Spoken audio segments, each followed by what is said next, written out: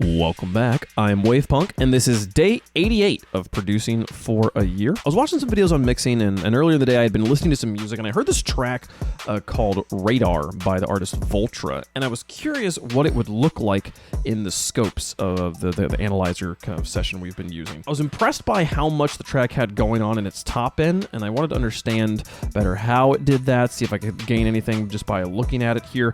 While I was excited to listen to the track, I was definitely not prepared for just how crazy it was going to be.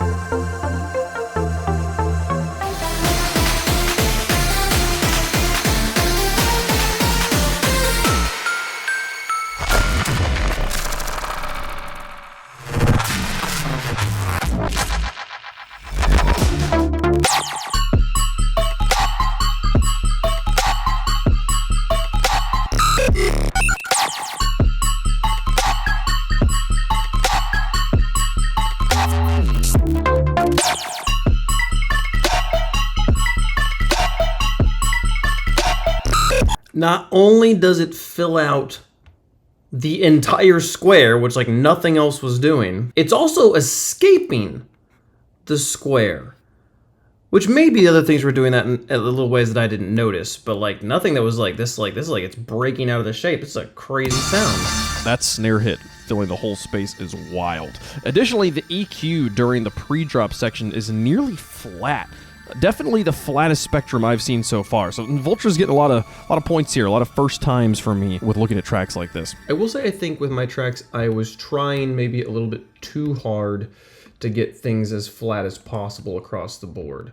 While yes, these sections are very flat in this track, and you know, in other tracks we've looked at, there's a similar flatness going on across the board. But even in these tracks, their quiet sections are quiet. They let these sections be much lower in volume, and if you look at their LUFs are in the like 12 here versus in their loud sections. That's how you can see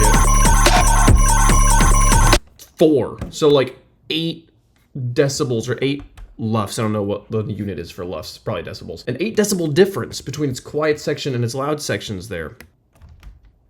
And I will say, when I listened to this track at the gym on my headphones, I didn't notice this change. Listening to it now, sitting here, when it went from this section to here, I was like, oh, that's a real big loud change. They shouldn't do that. This should have been louder.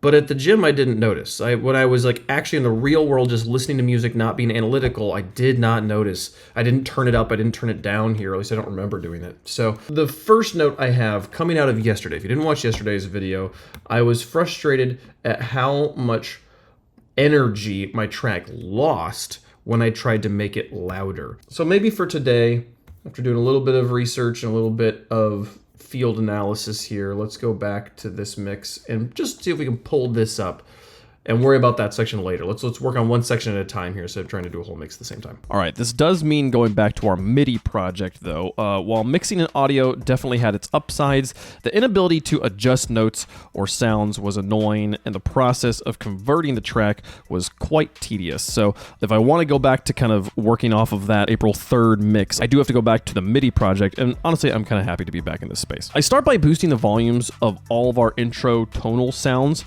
but then I get distracted trying to figure out how to add section headers to the project. I'm constantly scrolling up and down when adding automation to make sure my playhead is at the right spot in the track. So this feels like a time saver for the future me as we continue to work on this project. It also feels really good to use a feature because I needed it rather than just as a fun decoration of my project, which sometimes like when I color tracks and stuff, it's like not actually that necessary. This felt really good to like need these headers. We then continue boosting the intro and we successfully get it louder without robbing the drop completely of its impact.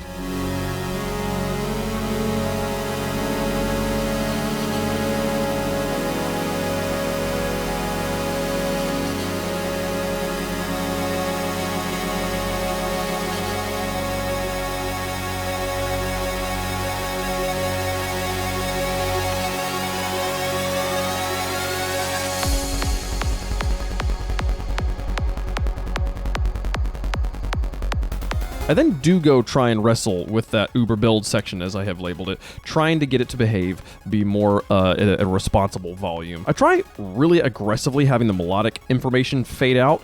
This definitely helps with our loudness issue, but it kind of sucks a lot of the beauty out of this section.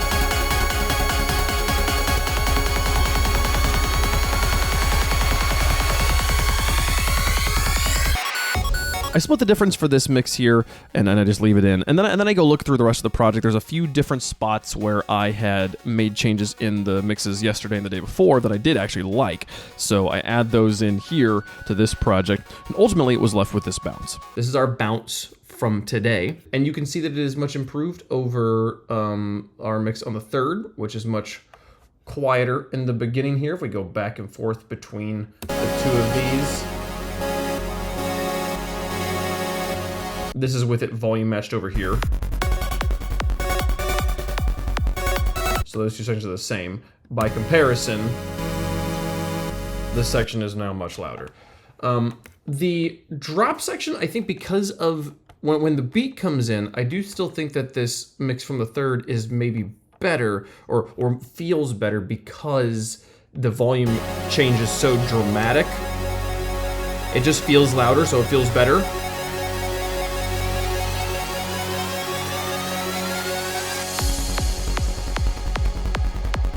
That still feels really good. And there is something about this drop over here that the very first beat, I feel like maybe if I just rebounced it, this first beat would feel better, but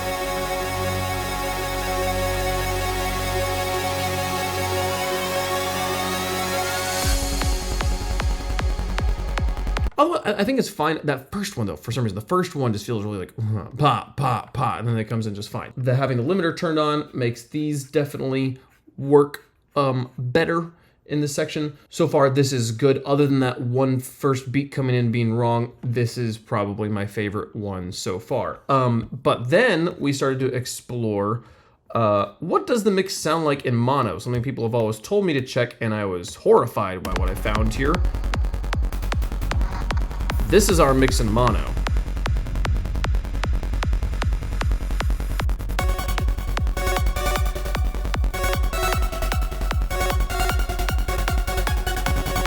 Sounds empty. The percussion sounds good because it's entirely up the middle, but all of our melodic instruments in the section are incredibly wide. And while I generally like that sound in these headphones and on big speakers in a mono context,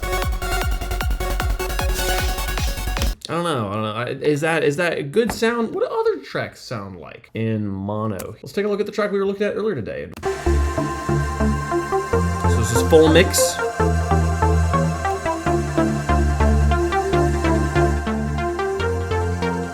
Mono.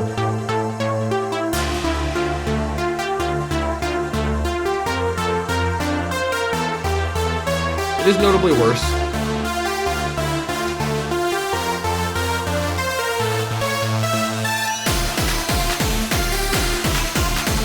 Okay, that doesn't sound as good as I was worried it was going to sound. I was worried it was going to be like, oh yeah, it sounds basically the same in mono, and these people are just magicians. So I don't care about pirates for this. Fractal, what does fractal sound like?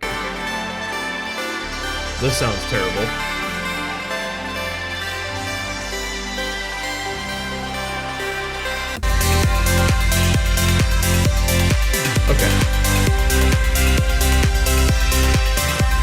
Okay, so that's kind of normal to have a full track like this when put in mono sound notably worse. I do think mine's pretty bad, but given that I didn't even know that was a thing I should be thinking about before starting this project, I think I'm okay with that. It's not gonna be something I'm gonna go back and like rework a bunch of stuff just to make the mono mix that much better. Listen to music on headphones.